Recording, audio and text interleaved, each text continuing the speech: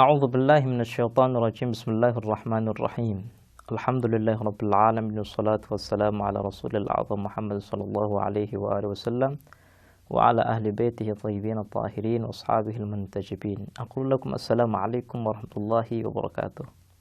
Para pemirsa yang kami hormati, pada kesempatan yang lalu kita telah menyinggung wazifah pertama, tugas pertama yang harus diemban oleh seorang imam, yaitu menjelaskan hukum-hukum Islam dengan baik dari awal sampai akhir.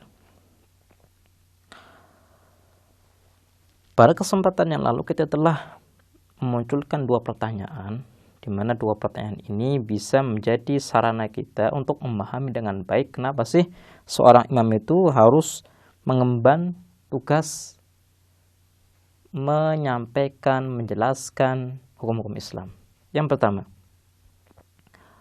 apakah setiap muslim itu bisa memahami hukum-hukum Islam dengan baik tanpa bantuan pembimbing? Atau apakah setiap individu daripada umat Rasul itu telah mendapatkan semua hukum-hukum Islam dari beliau?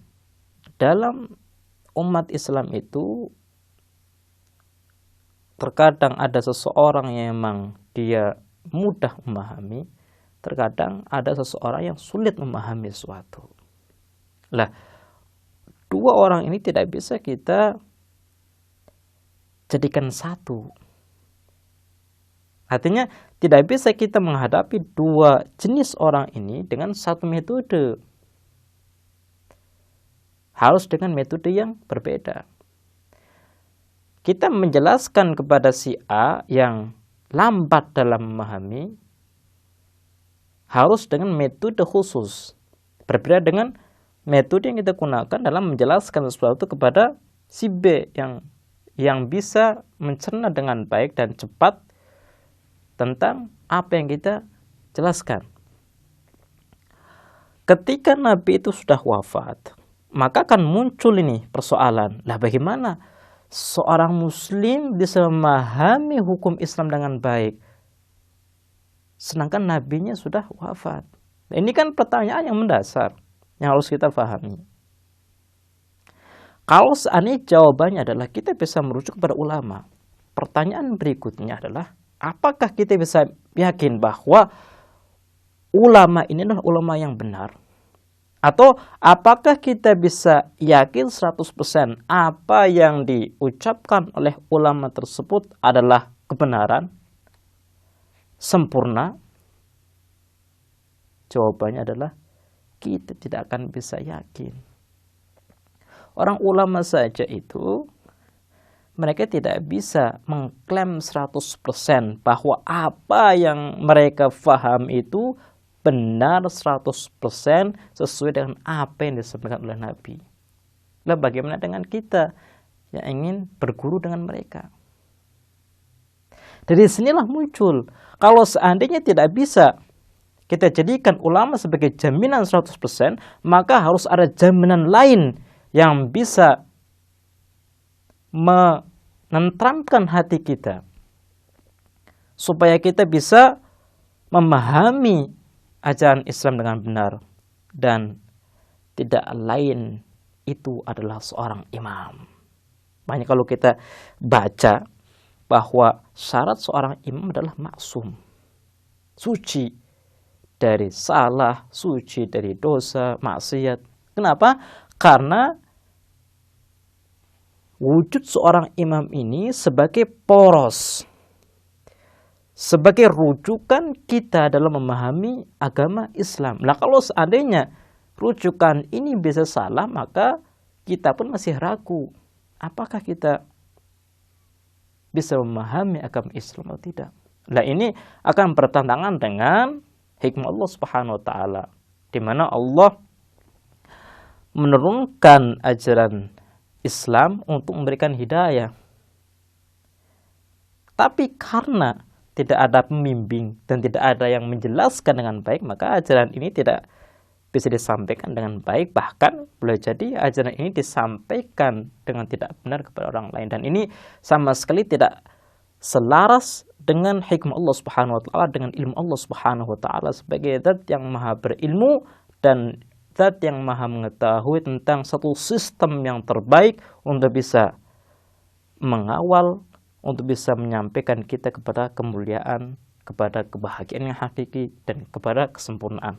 Jadi ulama bukan jaminan untuk bisa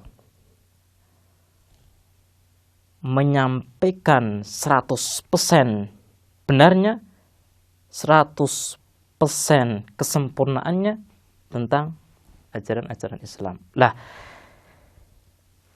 karena tidak ada jaminan dalam diri ulama, maka harus ada seorang imam. Kemudian pertanyaan yang kedua, ini pertama, bahwa apakah setiap muslim itu bisa memahami dengan baik tanpa pembimbing? Kita katakan tidak. Kemudian kalau seandainya tidak, siapa pembimbingnya? Kita katakan ulama. Ulama juga tidak sempurna. Maka kita katakan harus ada yang lebih sempurna dari ulama, yaitu seorang imam. Kemudian pertanyaan yang kedua, apakah Nabi ini sudah menyampaikan kepada setiap individu? Atau dengan bahasa lain, apakah setiap individu daripada masyarakat muslim itu sudah mendengar langsung, sudah memahami langsung tentang hukum-hukum Islam dari Nabi? Atau apakah setiap individu daripada umat Islam itu sudah mengetahui secara sempurna tentang hukum-hukum Islam daripada Nabi? Jawabannya tidak. Kita bisa melihat dalam sejarah, Nabi itu hidup sekitar 63 tahun saja. Dalam kurun 63 tahun itu berhadapan dengan berbagai fenomena dari sosial, politik, pun ancaman daripada musuh. Sehingga beliau tidak memiliki kesempatan yang sangat cukup untuk mengajarkan kepada setiap individu daripada umat muslim di kala itu. Sehingga jangan heran kalau seandainya kita mendapatkan dalam sejarah ada seseorang yang tidak memahami hukum Islam.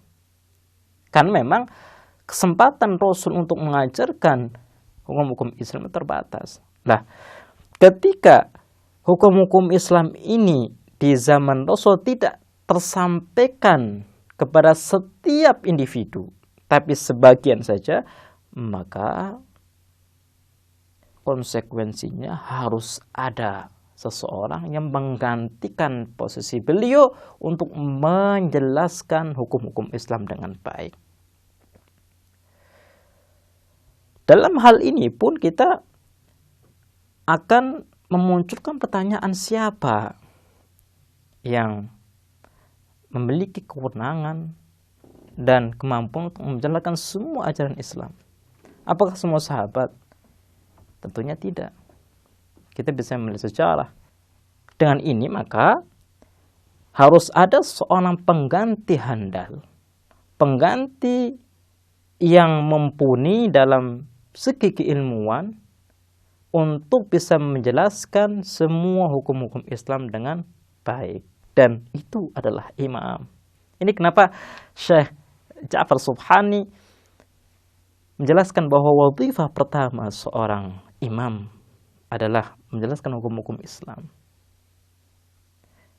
Ini adalah satu poin yang disampaikan oleh Syekh Ja'far Subhani terkait dengan wadhifah, tugas seorang imam kepada umatnya. Baiklah pemirsa, insyaallah kita akan lebih menjelaskan tentang tugas-tugas seorang imam di kesempatan-kesempatan yang lain. Kita akhiri, wassalamualaikum warahmatullahi wabarakatuh.